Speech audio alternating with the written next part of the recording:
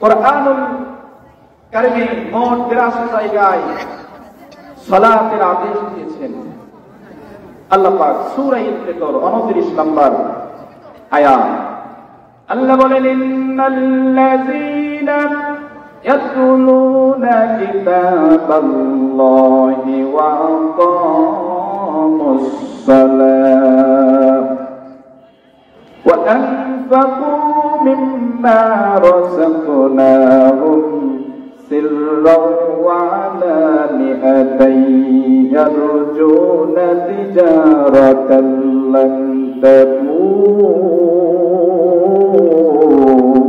কার কথা?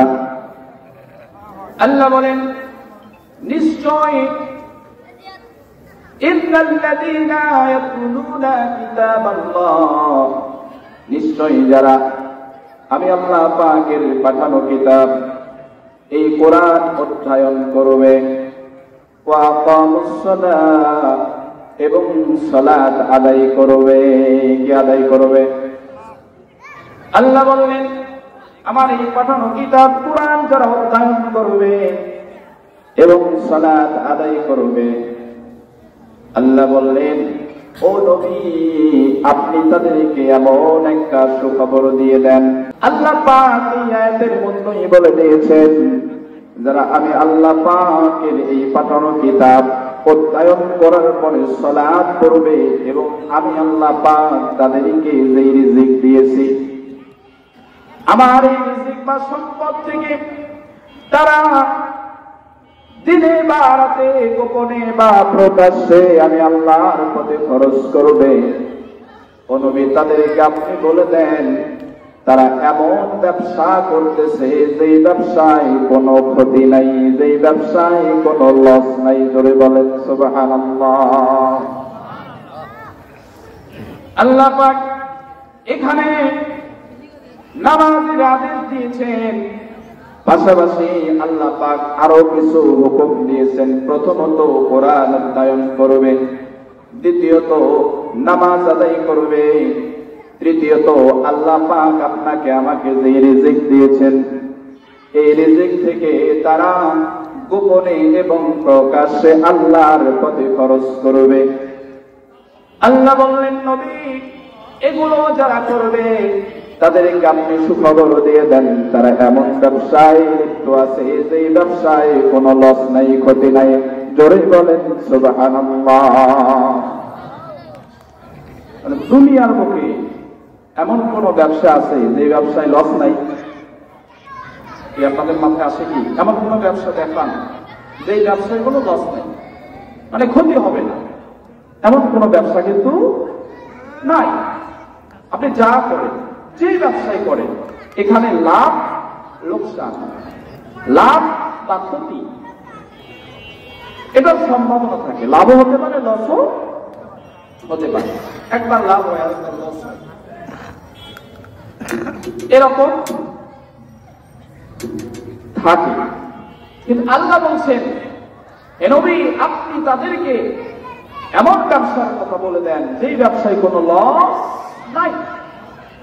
এই ব্যবসা মূলত কি? একটা ব্যবসা করতে গেলে এর পিছনে শ্রম, সময়, অর্থ সবকিছু বিনিয়োগ করতে হয়, এরপরে হয় লস, হয় না আমি লাভ। কিন্তু আল্লাহ বলছেন, যে ব্যক্তি কোরআন অধ্যয়ন করলো, সালাত আদায় করলো, আমি আল্লাহ পাকের রাস্তায় খরচ করলো, তার মূলত কোনো লস নাই, লোকসান নাই, ক্ষতি নাই।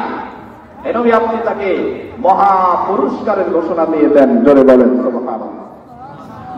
তাহলে এই আয়াতের মধ্যে আল্লাহ পাক নামাজের কথা বলছে না বলে নাই? বলেছে। এরপরে দেখেন সূরা বাকারার 43 নম্বর আয়াত, আল্লাহ রাব্বুল আলামিন বলেন, ওয়া আকিমুস সালাতা ওয়া আতুজ যাকাতা ওয়ারকাউ মা'আর রাকিঈন। কার কথা? আল্লাহ বলেন, তোমরা সালাত আদায় করো এবং যাকাত প্রদান করো, রুকুকারীদের সাথে রুকু করো। এই আয়াতের মধ্যে আল্লাহ পাক মূলত নামাজের ব্যাপারে আদেশ দিয়েছেন। মহান রব্বুল আলামিন সূরা বাকারার 45 নম্বর আয়াত, ওয়াস্তাঈনু বিস-সাবরি ওয়াস-সালাত ওয়া ইন্নাহা লাকাবীরাতুন ইল্লা আলাল খাশিঈন। কার কথা? আল্লাহ বলেন, ও দুনিয়ার মানুষ, পৃথিবীর মানুষ, তোমরা আমি আল্লাহ পাকের কাছে সাহায্য চাও। আমি আল্লাহ পাকের কাছে তোমরা সাহায্য চাও প্রথমত ধৈর্যের সাথে নামাজের মাধ্যমে। তাহলে আল্লাহ বললেন আমার কাছে সাহায্য চাও ধৈর্য ও নামাজের মাধ্যমে। এখানে আল্লাহ পাক নামাজের আদেশ দিলেন। আল্লাহ পাক এছাড়াও কুরআনুল কারীমের সূরা বাকারার 153 নম্বর আয়াত আল্লাহ পাক এখানে বললেন, ইয়া আইয়ুহাল্লাযীনা আমানু ইসতাঈনু বিস-সাবরি ওয়াস-সালাত ইন্নাল্লাহা মা'আস-সাবিরিন।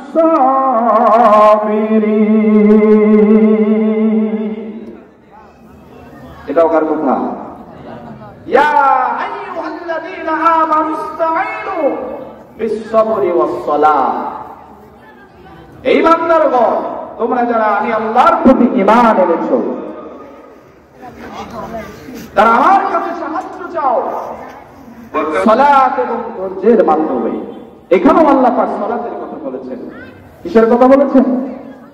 এখানেও আল্লাহ পাক সালাতের কথা বলেছেন। কুরআনুল কারীমের যে সূরা বাকারার 153 নম্বর আয়াত যেটা বলতেছিলাম, আল্লাহ এখানেও বলেছেন তোমরা যারা আমি আল্লাহর প্রতি ঈমান এনেছো, বিশ্বাস স্থাপন করেছো, তোমরা সালাত এবং ধৈর্যের মাধ্যমে আমি আল্লাহ পাকের কাছে সাহায্য প্রার্থনা করো। এখানেও আল্লাহ পাক সালাতের কথা বলেছেন। এই সালাত নিয়ে বললাম মোট 82 জায়গায় আল্লাহ পাক সালাতের কথা বলেছেন। হয়তো আমি কয়েক ঘন্টা এই সালাতের ব্যাপারে আয়াত নিয়ে কথা বলতে পারবো, তো সুযোগ এভাবে নাই, সময় কম। আমি সামনের দিকে যাব। এখন প্রশ্ন আসতে পারে যে হুজুর, এখানে আল্লাহ পাক তো সালাত আদায় করার কথা বলছেন, সালাত পড়ার কথা তো কোথাও বলে নাই, অথবা আল্লাহ তো সালাত পড়ার কথা বললেন, এই আয়াতের ভিতর কোথাও তো আল্লাহ বললেন না যে সালাত আদায় করা ফরজ। সূরা নিসা 103 নম্বর আয়াত। কোন সূরা? সূরা নিসা 103 নম্বর আয়াত।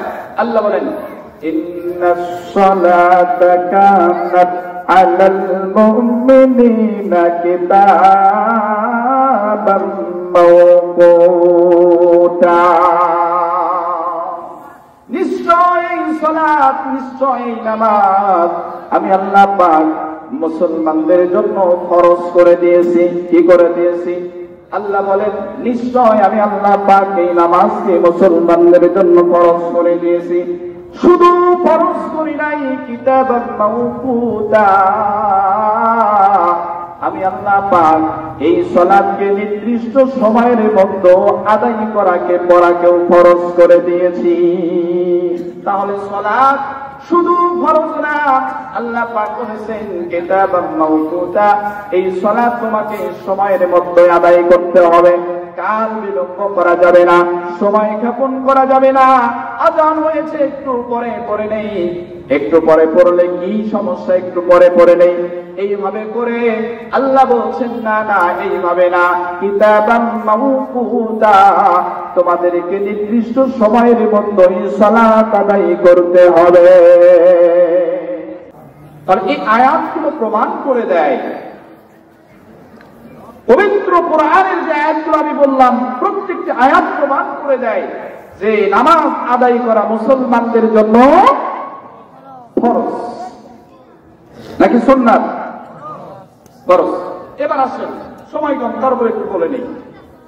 অনেকে বলে থাকেন যে আল্লাহ কোরআনে আসে যায় কেন, সব আয়াতেও যদি নামাজের কথা বলে, আল্লাহ তো নামাজ পড়ার কথা বলে নাই, আল্লাহ বলেছে নামাজ আদায় করতে হবে। নামাজ প্রতিষ্ঠা করতে হবে। আল্লাহ কোথাও নামাজ পড়ার কথা বলে নাই।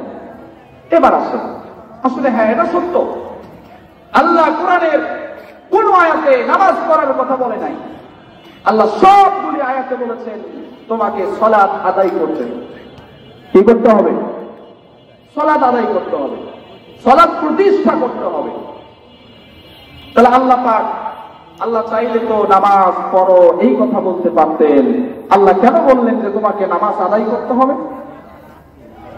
আচ্ছা বলেন তো, আল্লাহ পাকের হুকুম প্রত্যেকটা ভালো কাজ শুধু নিজে করা না অন্য কেউ এই ভালো কাজ করাতে উৎসাহ দেওয়া? ভালো কাজ, ভালো ইবাদত, আল্লাহর হুকুম শুধু নিজে মানলেই হবে না অন্যকে মানানোর চেষ্টা করতে হবে? এটা না, এটা যে আপনি শুধু নিজে নামাজ পড়বেন, নিজে কোরআন পড়বেন, নিজে সব ভালো ভালো কাজ করবেন, আপনি অন্যকে এই ব্যাপারে তাগিদ দেবেন না। আল্লাহর নবী বলেছে তোমার নামাজ, রোজা, হজ, যাকাত তোমাকে জান্নাতে নিতে পারবে না। তার মানে ভালো কাজ নিজেও করতে হবে, অন্য কেউ করার আদেশ দিতে হবে। এটা হচ্ছে ইসলাম, দ্যাট ইজ ইসলাম। তাহলে এটা যদি হয় এরকম যে নিজে করব, অন্য কেউ করার তাগিদ দেব, অনুরূপ হচ্ছে নামাজ।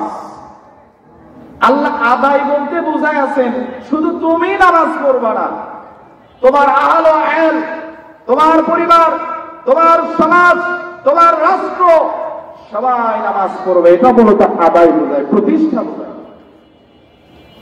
প্রতিষ্ঠা বোঝায় কি, কেমন? আমাদের সমাজে এই যে পোশাক,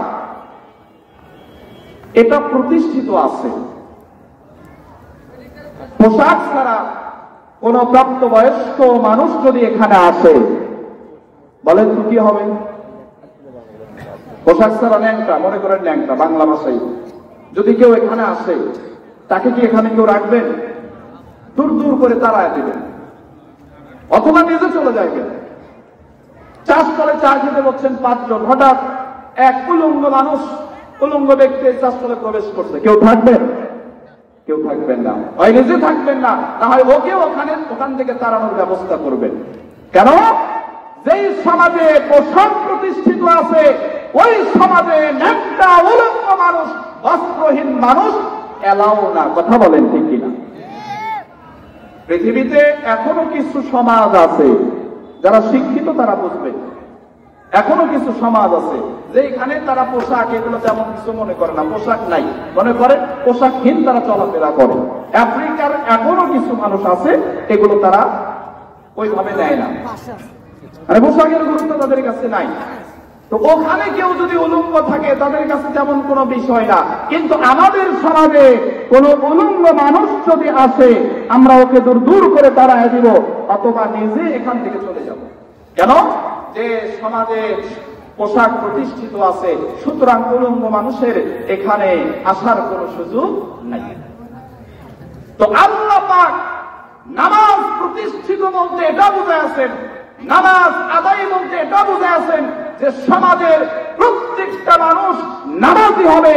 বেনামাজি এরকম চাষতল যখন প্রবেশ করবে, তখন ওই বেনামাজি চাষতলে এলাও হবে না। হয় ওই যারা চাষতলে ছিল ওরা উঠে যাবে, অথবা এই বেনামাজিকে চাষতল থেকে দূর দূর করে ওই ন্যাংটা মানুষের মতো তাড়ায়া দিবে। এটার নাম হচ্ছে প্রতিষ্ঠা। মনে হয় বুঝতে পারেন নাই? একটু বুঝে আসছে কি? মানে আল্লাহ এটা বুঝাইছে যে বেনামাজি সমাজের কোথাও সে অ্যাকসেপ্ট হবে না, গ্রান্টেড হবে না। যে আমরা সবাই নামাজ করেন, এখান থেকে দূরে থাকো, এর কাছ থেকে দূরে থাকো, একে দূরে সরে দাও, এইরকম যখন হবে তার মানে তখন বোঝা যাবে যে সমাজে নামাজ প্রতিষ্ঠিত হয়ে গেছে, আল্লাহর হুকুম আমরা তখন বাস্তবায়ন করতে পারছি বলে তখন বলা যাবে। প্রতিষ্ঠিত বলতে বা আদায় বলতে এটাকে বোঝানো হয়। তাহলে প্রতিষ্ঠিত বা আদায় বলতে কি? সমাজের প্রত্যেকটা মানুষ নামাজি হয়ে যাওয়া। কি হয়ে যাওয়া? নামাজি হয়ে যাওয়া। আল্লাহ পাক আমাদেরকে বোঝার তৌফিক বলেন আমিন। এবার আসেন, আল্লাহ পাকের এই মহা গুরুত্বপূর্ণ হুকুম আপনি যদি আদায় করেন, মানে নামাজ যদি আপনি আদায় করেন, তাহলে লাভ কি? দ্বিতীয় পয়েন্টে চলে আসছে, আমি সংক্ষেপে বলে যাচ্ছি। তো আল্লাহ বললেন নামাজ পড়লে দুনিয়া এবং আখিরাত দুই জগতেই তার লাভ। কয় জগতে লাভ? দুই জগতে লাভ হবে। দুনিয়াতেও লাভ হবে, আখিরাতেও লাভ হবে। অনেকে মনে করতে পারেন দুনিয়াতে আবার কিসের লাভ? দুনিয়াতে লাভ নেই। আল্লাহ হয়তো যদি নামাজ সত্যি যদি হয়ে থাকে তাহলে নামাজ পড়লে মরার পরে জান্নাত দেবে, কিন্তু দুনিয়াতে কোনো লাভ নাই। না, দুনিয়াতেও লাভ আছে। দুনিয়াতে কি আছে? লাভ আছে। আমার মনে হয় আমি এখানে না থেকে যদি ওই যে কি হুজুর আসিফ হুজুর নাম শুনেছেন? আবরারুল হক আসিফ, মানে যুবকদের ক্লাস। ওরে বাবা, আসিফ হুজুর আসলে তো মনে করেন যে যুবকদের এখানে ভরে যাইতো, জায়গা দেওয়া যাইতো না। আবার যদি গোলাম রব্বানী, যেই বক্তাকে নেওয়ার জন্য আমরা অনেক চেষ্টা করেছি, আসলে নিজেও তো এই লাইনে আছি, বলতেও লজ্জা লাগে। আমরা অনেক চেষ্টা করেছি।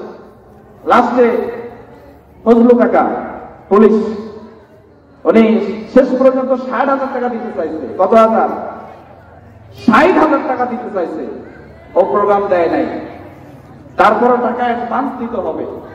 আগে 10,000, আর যেদিন এই স্টেজে আসবে, স্টেজে ওঠার আগে 50,000 পেমেন্ট করতে হবে, তারপরে স্টেজে উঠবে, তাছাড়া নাই।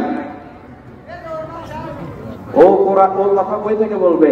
আল্লাহর আসমান থেকে ওহী নাযিল হবে, সেগুলো দিয়ে যাবে মানুষকে, না কোরআন হাদিস থেকে বলবে? কোরআন হাদিস থেকে বলবে। এইরকম বক্তা যদি আসতো ঠিকই আসে বসতেন। আজকে আমাদের সমস্যা কি? সমস্যা হচ্ছে ভাইরাল রোগে আমরা আক্রান্ত। সেলিব্রিটি বক্তা না হলে আমরা এলাও করি না, আসতে চাই না। এটা দুঃখজনক, জাতির জন্য এটা ধ্বংস, খারাপ। আমরা যে জায়গায় গুরুত্ব দেওয়ার কথা সে জায়গায় দেই না। মসজিদের ইমাম সাহেবদের গুরুত্ব দিয়ে যদি আমরা খুতবাগুলো ভালোভাবে শ্রবণ করতাম, সমাজ পরিবর্তন হয়ে যেত। নাই, আজকে আমাদের ধান্দা কি? এই বড় বড় সেলিব্রিটি নিয়ে আসতে হবে, বেঈমান বক্তা নিয়ে আসতে হবে। এখন আলোচনা যা করে করুক, আমি কোনো বক্তার আমি বদনাম করছি না, কিন্তু দুঃখজনক যেটা ইসলামের বিধান না, কোরআনের কথা বলে চুক্তি ভিত্তিক যে টাকা পেমেন্ট করতে হয়, এটা দেওয়া এবং নেওয়া উভয়টাই অবৈধ। উভয়টাই কি? অবৈধ। কিছু কারণে বক্তারা করে থাকে এটা, কিছু কারণে, যদিও ঠিক না। এটা আসলে আমরা কমিটির পক্ষে অ্যালাউ করি। আমরা খুঁজি কি? ভাইরাল যে বক্তা, টাকা 1 লক্ষ লাগে, লাগুক, ওকেই লাগবে, কথা বলে ঠিক। যার কারণে বক্তারা সুযোগ নেই তারা। আল্লাহ আমাদেরকে হেফাজত করুক, বলেন আমিন। আমি যুবকদের এখন অনুরোধ রাখবো, আসেন বসেন। তাহলে বলতেছিলাম যে এই সালাত আদায় করলে দুনিয়া এবং আখিরাতের কি লাভ? প্রথমত দুনিয়ার লাভ কি এটা আমরা জানবো কোরআন থেকে। সূরা আনকাবুত, কোন সূরা বলেন তো? আমি কিন্তু বলেছি মনোযোগী শ্রোতাদের ভিতরে আমি একজনকে পুরস্কৃত করব ইনশাআল্লাহ। মনে রাখবেন, নোট করে রাখবেন। সূরা আনকাবুত 45 নম্বর আয়াত। কত নম্বর? 45 নম্বর আয়াত। আল্লাহ পাক বলেন, উতলু মা উহিয়া ইলাইকা মিনাল কিতাবি ওয়া আকিমিস সালাহ ইন্নাস সালাতা তানহা আনিল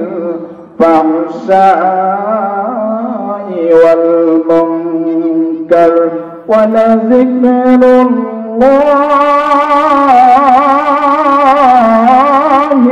আকবার ওয়াল্লাহু ইয়া'লামু মা তাসনাউন।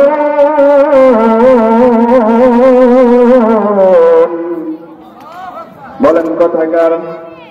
আল্লাহ বলেন, আমার এই মহা সত্য কিতাব কুরআন যারা অধ্যয়ন করবে এবং সালাত আদায় করবে, ও নবী আপনি তাদেরকে জানায়া দেন তাদের দুনিয়ার লাভ হবে। কি লাভ?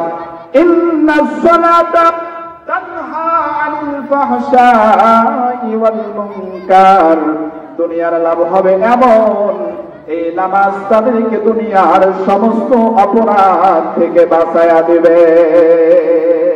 কি করবে? দুনিয়ার লাভ হচ্ছে এমন এই সালাত বা নামাজ তাকে দুনিয়ার সমস্ত অপরাধ থেকে বাঁচায়া দিবে, পাপাচার থেকে বাঁচায়া দিবে, গুনাহ থেকে বাঁচায়া দিবে। এখন প্রশ্ন আসতে পারে যে হুজুর, আমাদের ভিতরে তো অনেক নামাজি আছে, 5 ওয়াক্ত নামাজ মসজিদের প্রথম কাতারে থাকে, মসজিদ ছাড়ে না, 5 ওয়াক্ত নামাজ পড়ে, কিন্তু অন্যায় তো ছাড়ে না, অপরাধ তো ছাড়ে না, গুনাহ তো ছাড়ে না। 5 ওয়াক্ত নামাজ পড়ে এমন একজন নামাজি দোকানদারের কাছ থেকে লবণ নিয়ে আসলাম 1 কেজি, বাড়িতে গিয়ে দেখি হয়ে 250 গ্রাম নাই। ভুসি 1 কেজি নেওয়ার পরে দেখি 150 গ্রাম ভুসি নাই। 1 কেজি তেল নিয়ে এসে দেখি 200 গ্রাম তেল নাই। নামাজ পড়ে 5 ওয়াক্ত, অথচ বিকালে দুধের মতো পানি দিয়ে বাজারে বিক্রি করে। ভাবছিলাম নামাজি দুধের ভিতরে পানি দিবে না, তো বাড়িতে নিয়ে যাওয়ার পরে দেখি যে বেনামাজি হয়তো একটু কম দিত, কিন্তু নামাজি এমন এমন পানি দিছে, ওটা দুধ আর দুধ নাই, পানি হয়ে গেছে। কথা বলেন ঠিক কিনা? এরকম পাটপাট তো নাই মনে হয়, আছে না নাই? নামাজ পড়ে ছেলেকে সব দেয়, মেয়েকে কিচ্ছু দেয় না। ছেলেকে দেয় সম্পদ আর মেয়ের মাথায় হাত বলে দোয়া করে দেয়, আছে না নাই? তাহলে এগুলো ভালো কাজ না খারাপ কাজ? খারাপ কাজ। আল্লাহ বলছেন যে ব্যক্তি নামাজ পড়বে সে কখনো এরকম অপরাধ করতে পারে না। আল্লাহ বলছে নামাজ পড়লে নামাজিকে এই নামাজ তার সমস্ত অপরাধ থেকে তাকে বাঁচায় দিবে, পাপ মুক্ত রাখবে। অথচ আমাদের সমাজে নামাজ পড়ে অপরাধও করে। তার মানে বলেন তো আল্লাহর কথা কি মিথ্যা? নাউজুবিল্লাহ বলেন। আল্লাহর কথা, কোরআনের কথা কোনো মিথ্যা হতে পারে? কোরআনের একটা কথাও মিথ্যা শুধু না, সন্দেহ পর্যন্ত নাই। বলেছেন কে? আল্লাহ বলেন যালিকাল কিতাবু লা রাইবা ফীহি হুদাল লিল মুত্তাকিন। কার কথা? আল্লাহ বলেন এমন একটি কিতাব, এই কোরআন ভুল তো দূরে থাক, কোন সন্দেহ নাই, সন্দেহের অবকাশ মাত্র নাই। সূরা ফাতিহা থেকে সূরাতুন নাস পর্যন্ত যতগুলো সূরা রয়েছে, যতগুলো আয়াত রয়েছে, যতগুলো শব্দ রয়েছে, আমি আল্লাহ পাক এটা নির্ভুল ভাবে এখানে দিয়েছি, এটা তোমাদের প্রমাণ দিয়ে দিলাম। তার মানে আল্লাহর কথা মিথ্যা না। আল্লাহর কথা যদি মিথ্যা না হয়, আল্লাহ বললেন নামাজ পড়লে সে অপরাধ করতে পারবে না, গুনাহ করতে পারবে না, সমস্ত অপরাধ থেকে সে বেঁচে যাবে। কিন্তু নামাজ পড়ে অথচ গুনাহ ছাড়তে পারে না। তার মানে সমস্যা আছে না নাই? বলেন না, আছে না নাই? অবশ্যই তো সমস্যা আছে। যদি সমস্যা না থাকতো তাহলে নামাজি কখনো এইরকম অপরাধগুলো করতে পারতো না। কি কারণে নামাজ পড়ার পরেও আমরা গুনাহ ছাড়তে পারি না, এই সম্পর্কে কিছু কথা ছিল, কিন্তু আজকে বলার সুযোগ নাই, সামনে যেতে হবে। এরপরে আল্লাহ বললেন, ও পৃথিবীর মানুষ, দুনিয়ার মানুষ, নামাজ আদায় করলে শুধু দুনিয়ার লাভ এমন না। নামাজ যদি তুমি আদায় করো, আমি আল্লাহ পাক মরণের পরে আখিরাতেও তোমাকে পুরস্কৃত করব। তাহলে শুধু নামাজ পড়লে দুনিয়াতে লাভ হবে এমন না। আল্লাহ বলেছেন আখিরাতে অর্থাৎ কিয়ামতের দিন আমি তোমাকে পুরস্কৃত করব। কি পুরস্কার আল্লাহ পাক কিয়ামতের দিন দিবেন, এই ব্যাপারে সূরা বাকারার 277 নম্বর আয়াত আল্লাহ বলেছেন, ইন্নাল্লাযীনা আমানু ওয়া আমিলুস সালিহাতি ওয়া আকামুস সালাতা ওয়া আতুজ যাকাত লাহুম আজরুহুম ইনদা রাব্বিহিম ওয়া লা খাউফুন আলাইহিম ওয়া লা হুম ইয়াহজানুন।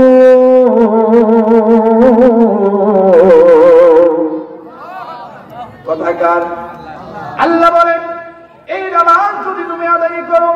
দুনিয়ার বুকে নামাজ যদি তুমি পড়ো, কিয়ামতের দিন তোমার কি পুরস্কার হবে? আল্লাহ পাক বলেন, ইন্নাল্লাযীনা আমানু ওয়া আমিলুস সালিহাত ওয়া আকামুস সালাহ, যেই ব্যক্তি নিশ্চয় যারা নামাজ আদায় করবে, নিশ্চয় যারা নামাজ আদায় করবে, আল্লাহ বললেন ঈমান আনার পরে, সৎ কাজ করার পরে যারা নামাজ আদায় করবে, ও নবী তাদেরকে আপনি সুসংবাদ দিয়ে দেন, সুখবর দিয়ে দেন। কি সুসংবাদ আর কি সুখবর আল্লাহ পাক দিতে বললেন? আল্লাহ বলেন, লাহুম আজরুহুম ইনদা রাব্বিহিম ওয়ালা খাউফুন আলাইহিম ওয়ালা হুম ইয়াহজানুন। নবী গো, তাদের এমন সুসংবাদ আপনি দিয়ে দেন, যেই দিন আমি আল্লাহ পাকের ছায়া ব্যতীত কোনো ছায়া থাকবে না। সেই দিন লক্ষ কোটি কোটি মানুষ তারা ভয়ে আতঙ্কে থাকবে, বিপদগ্রস্ত থাকবে, তারা দুশ্চিন্তার ভিতরে থাকবে। আহারে, আজকে কি জানি হয়, আমার কপালে জানি কি আছে, জান্নাত না জাহান্নাম, আমি জানি কোথায় যাই, এইরকম ভয়ের ভিতরে থাকবে। ভয়ে মানুষের কলিজাগুলো গলার কাছে চলে আসবে। আল্লাহ বলেন, নবী গো, সেদিন তাদের আপনি সুখবর দেন এমন ভাবে, ওই দিন তাদের কোনো ভয় থাকবে না, কোনো চিন্তা থাকবে না, তারা দুঃখিত হবে না। পৃথিবীতে দুনিয়ার বুকে যারা সালাত আদায় করো, আমি আল্লাহ পাক কিয়ামতের দিন তাদেরকে নির্ভয় রাখবো, দুশ্চিন্তা মুক্ত রাখবো, বিপদগ্রস্ত রাখবো না। আমি আল্লাহ পাক তাদেরকে অবিচল রাখবো। জোরে জোরে বলেন সুবহানাল্লাহ। আখিরাতেও পুরস্কার আছে না নাই? আল্লাহ বললেন, লাহুম আজরুহুম ইনদা রাব্বিহিম ওয়ালা খাউফুন আলাইহিম ওয়ালা হুম ইয়াহজানুন। তাদের কোনো ভয় নাই, তাদের কোনো দুশ্চিন্তা নাই, তারা কোনো দুঃখিত হবে না, বিপদে থাকবে না। আমি আল্লাহ পাক তাদেরকে বাঁচাইয়া দেব। কিভাবে? এই সালাত আদায়কারী যারা দুনিয়াতে হবে, তাহলে মরার পরেও আখিরাতেও এই নামাজ পড়ার কারণে আল্লাহ তাদেরকে কি করবেন? হেফাজত করবেন। বলেন সুবহানাল্লাহ। এবার আসুন সর্বশেষ পয়েন্ট, খুব গুরুত্বপূর্ণ কথা আছে এখানে, এটাই মূলত মূল পয়েন্ট, এখানেই মূল আলোচনা। এই সালাত যদি আপনি আদায় না করেন, যদি না করেন, আল্লাহ বলেছেন, আমার যেই হতভাগা বান্দা বান্দি, আমার মহা গুরুত্বপূর্ণ হুকুম, এই সালাতকে যারা আদায় করবে না, জীবনের সাথে প্রতিষ্ঠিত করবে না, জীবনের সাথে এই সালাতকে নিবে না, তারা দুনিয়াতে সব করবে কিন্তু সালাত আদায় করবে না। ও নবী, আপনি তাদেরকে কি করে? আপনি তাদেরকে একটা বিপদের কথা শোনায়া দেন। কিসের কথা? বিপদের কথা। কেমন বিপদ? দুনিয়ার বুকে যারা সালাত আদায় করবে না, আল্লাহ বলেছেন এরা হচ্ছে দুর্ভাগা, এরা হতভাগা, এদের চাইতে দুর্ভোগ আর কারো কপালে আসবে না। সূরা মাউন 4 নম্বর আয়াত আল্লাহ বলেন, ফাওয়াইলুল লিল মুসাল্লিন, দুর্ভোগ সেই নামাজি আল্লাযীনা হুম আন সালাতিহিম সাহুন, যারা নামাজের ব্যাপারে উদাসীন, নামাজের খবর যাদের কাছে নাই, দুনিয়ার সব খবর আছে, কে কি করলো, কে কি করেছিল, কে কি করবে আগামী, ওর কাছে সব খবর, কিন্তু নামাজের খবর নাই। নামাজের ব্যাপারে উদাসীন, আল্লাহ বলেছেন এদের জন্য দুর্ভোগ। কেমন দুর্ভোগ? দুনিয়াতে যারা নামাজ পড়বে না, কিয়ামতের দিন জাহান্নামে যাওয়ার প্রধান কারণই হবে এই নামাজ।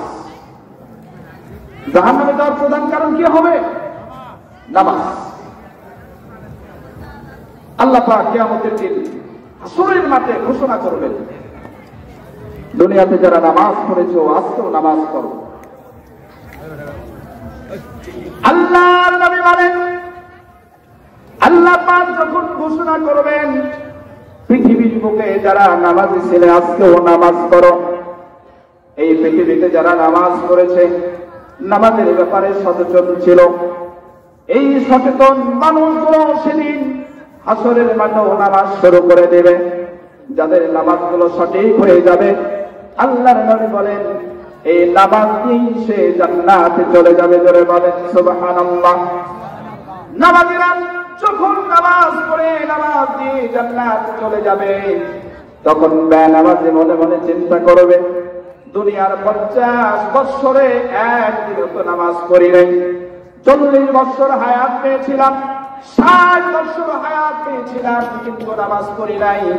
আজকে যেহেতু নামাজ পড়লেই জান্নাতে যাওয়া যায়, নামাজ পড়লে কোথায় যাওয়া যায়? জান্নাতে যাওয়া যায়। ওই সময় সে একটা সুযোগ খুঁজবে, সুযোগ নেবে। আহারে দুনিয়াতে নামাজ পড়ি নাই তো কি হইছে, আজকে একটু নামাজ পড়ি আর জান্নাতে চলে যাই। ও মনে মনে ভাববে জান্নাত মনে হয় মামুর বাড়ি। কার বাড়ি?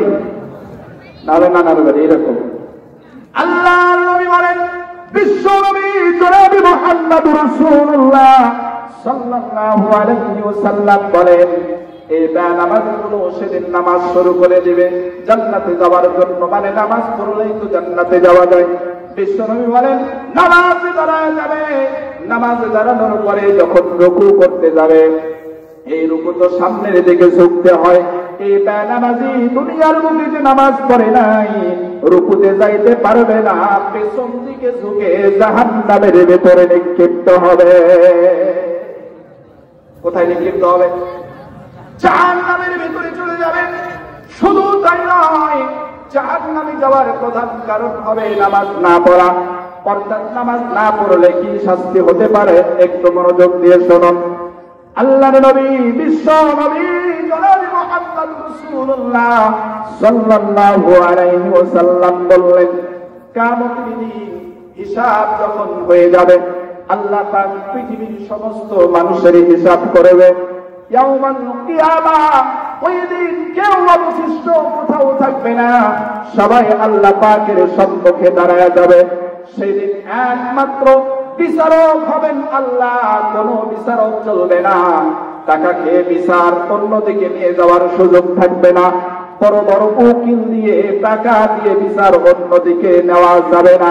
ওই দিন একমাত্র বিচারক হবেন আমার আল্লাহ। আল্লাহ বলেন, বান্দারে সাবধান সাবধান, দুনিয়াতে তুমি ক্ষমতা দিয়ে, পাওয়ার দিয়ে, সম্পদ দিয়ে, তোমার সংখ্যাগরিষ্ঠতা দিয়ে অনেক কিছু করতে পারো, কিন্তু কিয়ামতের দিন আমি আল্লাহ বিচারক, তোমার কোনো ক্ষমতা থাকবে না। কি থাকবে না? কোনো ক্ষমতা থাকবে না। আল্লাহ পাক কুরআনুল কারীমে বলেন, ফামায়ামাল মিসকাল যাররাতিন খায়রান ইয়ারা। পারেন না? পড়েন। ফামায়ামাল মিসকাল যাররাতিন খায়রান ইয়ারা ওয়া মায়ামাল মিসকাল যাররাতিন শাররান ইয়ারা। আল্লাহ বলেন, পৃথিবীর বুকে তুমি যদি সামান্য পরিমাণ ভালো আমল করো, কেউ দেখুক আর না দেখুক, দিনে করো রাতে করো, গোপনে করো বা প্রকাশ্যে করো, যদি সামান্য পরিমাণ, বিন্দু পরিমাণ ভালো আমল তুমি করো, আমি আল্লাহ পাক কিয়ামতের দিন এর পুরস্কার তোমাকে দিব, মাহরুম করব না। তুমি যতটুকু ভালো আমল করবে ততটুকু ভালো প্রতিদান পেয়ে যাবে। ومن يعمل مثقال ذرة شرا يره। কিন্তু দুনিয়ার বুকে তুমি এমন কিছু অপরাধ করেছো, পৃথিবীর কোন মানুষ দেখে নাই। দিনে করেছো বা রাতে করেছো, গোপনে করেছো বা প্রকাশ্যে করেছো, কেউ দেখে নাই। তুমি এমন কিছু করেছো পৃথিবীর কোন মানুষ জানে না, তুমিও মনে মনে ভাবছো কেউ তো দেখে নাই। আল্লাহ বলেন, না না না বান্দা সাবধান, একমাত্র আমি আল্লাহকে ফাঁকি দেওয়া যাবে না। পৃথিবীর সমস্ত মানুষকে ফাঁকি দিতে পারছো, পারবা, কিন্তু আমি আল্লাহ পাককে তুমি ফাঁকি দিতে পারবে না। তুমি সামান্য পরিমাণ অপরাধ তুমি দুনিয়ার বুকে করো, আমি আল্লাহ পাক কিয়ামতের দিন এটাও তোমাকে দেখায়া দেব। কথাকার বিশ্বনবী বলেন, কিয়ামতের দিন কিতাব খোলা হবে। আল্লাহ বলবেন, নাও তোমার কিতাব। দুনিয়াতে তুমি যা যা করেছো সবের ভিতরে আছে। সবের ভিতরে? সবের ভিতরে আছে। ওই বান্দা কিতাবটা হাতে নেবে। এই কিতাব হাতে নেওয়ার পরে লিখবে যে ওই যে আমার পাশে একটা জমি ছিল, জমিতে পাট লাগাইছিল, ওই জমিতে কোনো লোক ছিল না, মালিক ছিল না, আমার ছাগলটা দিয়ে আমি সেদিন একটু খাওয়াইছিলাম। কি করেছিলাম? ভুট্টা করেছে একজন নিয়ে যায়, আর একজন পেঁপের গাছ লাগাইছে একজন নিয়ে যায় অন্যজন। এরকম বাটপার ডাকাত আমাদের সমাজে আছে না নাই? সেই দিন যখন এই কিতাবগুলো খুলে সব কিছু দেখতে পারবে, আহারে আমি ওজনে কম দিয়েছি, সে তো দেখে নাই, সে তো বাড়িতে নিয়ে গেছে, আমাকে কোনোদিন বলেও নাই, কিন্তু আজকে তো দেখি আশ্চর্যজনক একটা কিতাব আমার সামনে, সব দেখি এখানে লেখা আছে। সব এখানে কি থাকবে? লেখা থাকবে। আশ্চর্য হয়ে যাবে, ব্যাপার কি? এটাও আল্লাহ লিখছে। কিন্তু আল্লাহ তো বলছে ফামান ইয়ামাল মিসকালা যাররাতিন খায়রান ইয়ারা ওয়া মান ইয়ামাল মিসকালা যাররাতিন শাররান ইয়ারা। যা করবে, ভালো করার মন্দ করো, সব আমি আল্লাহ পাক লিখে রাখছি, তোমাকে দেখাবো। জোরে বলেন সুবহানাল্লাহ। আল্লাহ বলেন সেদিন আমি বিচারক, ওই দিন বিচার আমি করব। বিশ্বনবী বলেন বিচার হয়ে যাবে, জান্নাতীরা ভালো আমল দিয়ে তারা জান্নাতে চলে যাবে, আর যারা ভালো আমল করে নাই, আল্লাহর হুকুম মানে নাই, আল্লাহর আইন মানে নাই, ওরা কোথায় যাবে বলেন তো? জাহান্নামে। জান্নাতে যাবে। জাহান্নামে। তাহলে ভালো আমলকারী জান্নাতে, আর খারাপ আমলকারী জাহান্নামে। পাপী বান্দা জাহান্নামে চলে যাবে, আর যারা আল্লাহ পাকের পুণ্যবান বান্দা, নেককার বান্দা, ওরা জান্নাতে যাবে। বিশ্বনবী বললেন হঠাৎ আল্লাহ পাক তাদের সামনে চলে আসবেন। আল্লাহ পাক সমস্ত জান্নাতীদের সামনে বলবেন, ও জান্নাতীরা, আমার সৌভাগ্যবান বান্দা বান্দীরা, তোমাদের কাছে আমার একটা প্রশ্ন। জান্নাতীরা অবাক হয়ে যাবেন।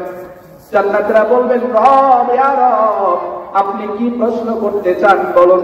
আল্লাহ বলবেন, বান্দারে, দুনিয়ার বুকে আমি আল্লাহ পাক ওয়াদা করেছিলাম, আমার এমন জান্নাত তোমাদের জন্য অপেক্ষা করতেছে, এই জান্নাতে তুমি যা চাইবে আমি আল্লাহ পাক সাথে সাথে তোমাকে দিয়ে দেব।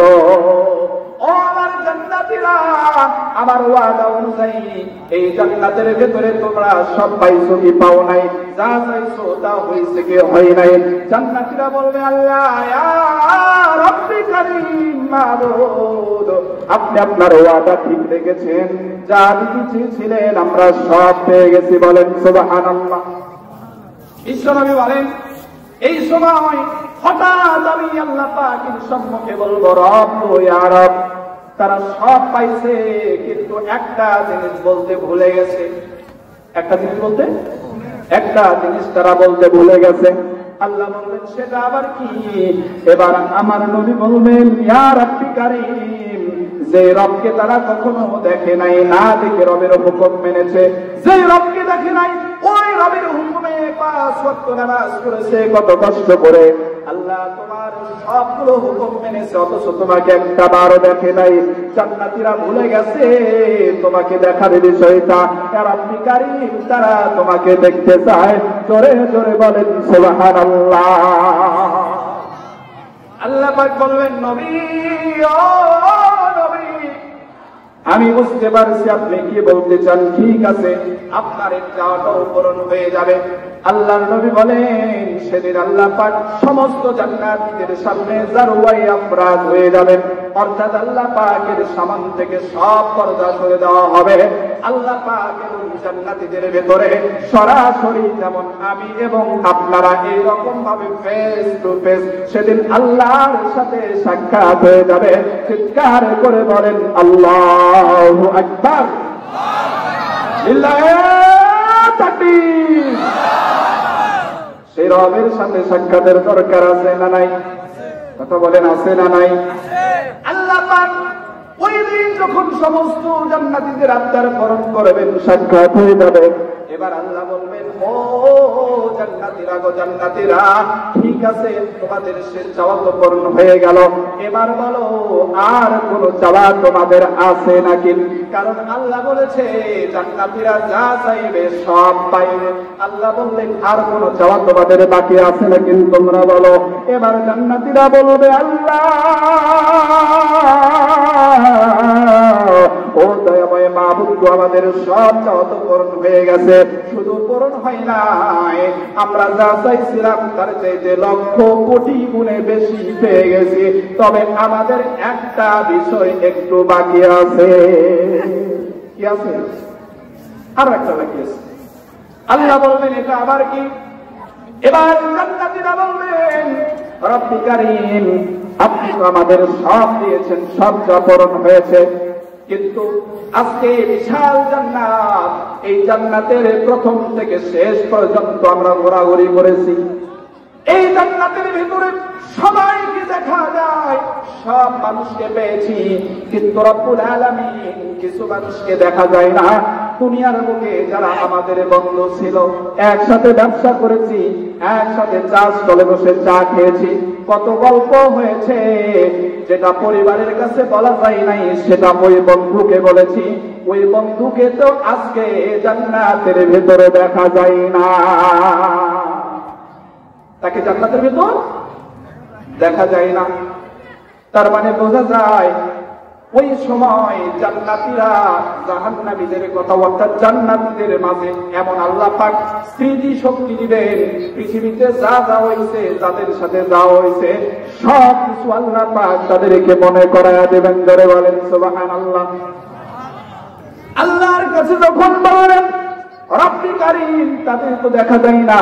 এবার আল্লাহ পাক বলবেন বান্দারে ও জান্নাতীরা, তাদের দেখার তো কোনো সুযোগ নাই, কারণ তোমরা তোমাদের আমল দিয়ে আমার অফুরন্ত নিয়ামত জান্নাতে চলে আসছো, কিন্তু তোমার ওই বন্ধু দুনিয়াতে যে তোমার সহপাঠী ছিল, বন্ধু ছিল, প্রিয় মানুষ ছিল, সে আমল দিয়ে জান্নাতে আসতে পারে নাই, সে বদ আমল দিয়ে জাহান্নামে চলে গেছে। কোথায় গেছে? তাহলে এক বন্ধু জান্নাতে, আরেক বন্ধু কোথায়? একই সাথে চা খেয়েছে, গল্প করেছে, আড্ডা দিয়েছে, একজন জান্নাতে, বলেন আরেকজন কোথায়? আল্লাহ বলবেন তাদের সাথে সাক্ষাতের তো কোনো সুযোগ নাই, কারণ তারা জাহান্নামে চলে গেছে, আর তোমরা তো জান্নাতে রয়ে গেছো। কিন্তু জান্নাতীরা বলবে আল্লাহ, ও দয়াময় রব্বি কারীম আল্লাহ, না না, এটা হতে পারে না, আমরা তাদের সাথে একটু সাক্ষাৎ করতে চাই। কি করতে চাই? তাদের সাথে একটু সাক্ষাৎ করতে চাই।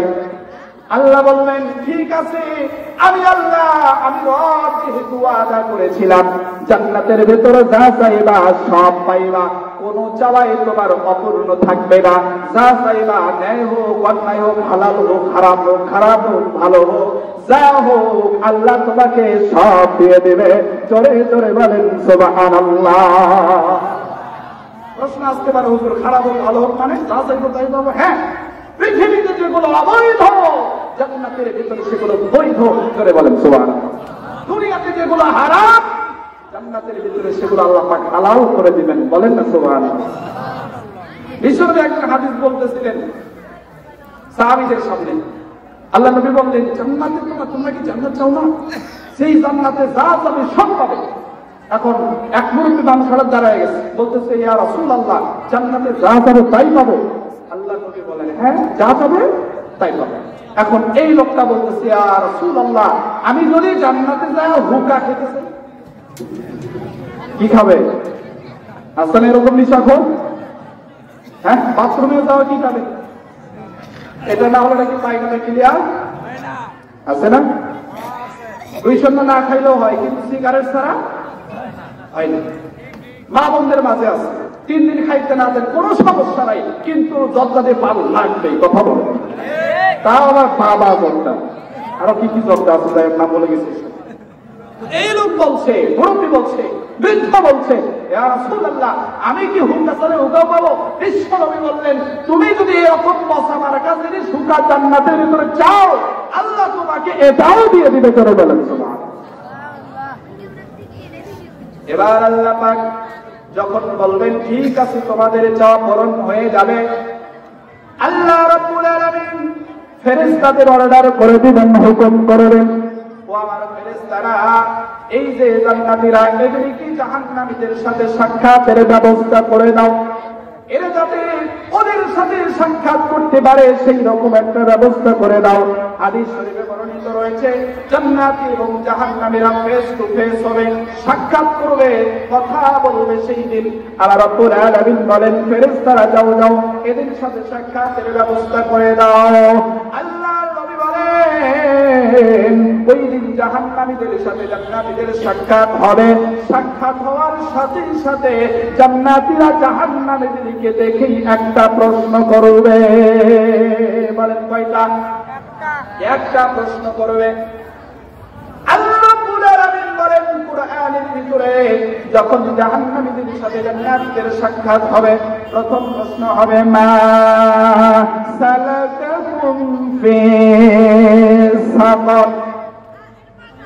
ওই দিন জাহান্নামীদেরকে লক্ষ্য করে জান্নাতীরা প্রশ্ন করবে, ও আমার বন্ধু, দুনিয়ার মুখে তোমার সাথে তো খুব ভালো সম্পর্ক ছিল, একসাথে চা খেয়েছি, আড্ডা দিয়েছি, গল্প করেছি, কিন্তু আজকে আমি তো জান্নাতে, তুমি জাহান্নামে কেন আসলা? আমি তো জান্নাতে, তুমি জাহান্নামে কেন আসলা? যখন জান্নাতীরা এইভাবে প্রশ্ন করবে মা সালাকাকুম ফি সাকর, কেন এই সাকর নামক জাহান্নামে তোমরা আসলে, ওই দিন জাহান্নামীরা সাথে সাথে জবাব দিয়ে নেবে ক্বালু লাম নাকু মিনাল মুসাল্লিন। সবাই বলেন ক্বালু লাম নাকু মিনাল মুসাল্লিন।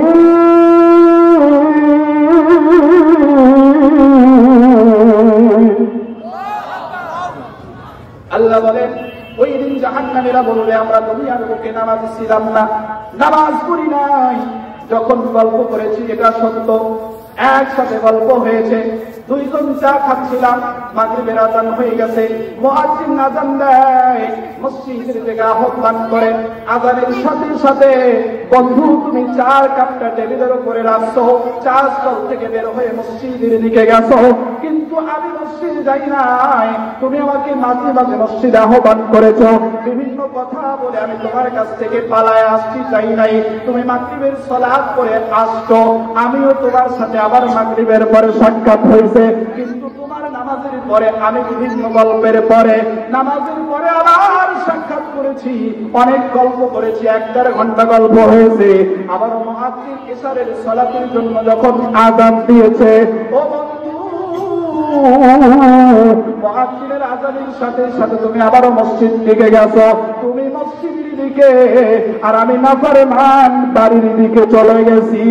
আমি যদি দুনিয়ার বুকে তোমার মতো মুয়াজ্জিনের আযানের সাথে সাথে মসজিদের দিকে যাইতাম, আজকে আমি এই সাকর নামক কঠিন জাহান্নামে থাকতাম না, আমিও তোমার সাথে জান্নাতে থাকতাম।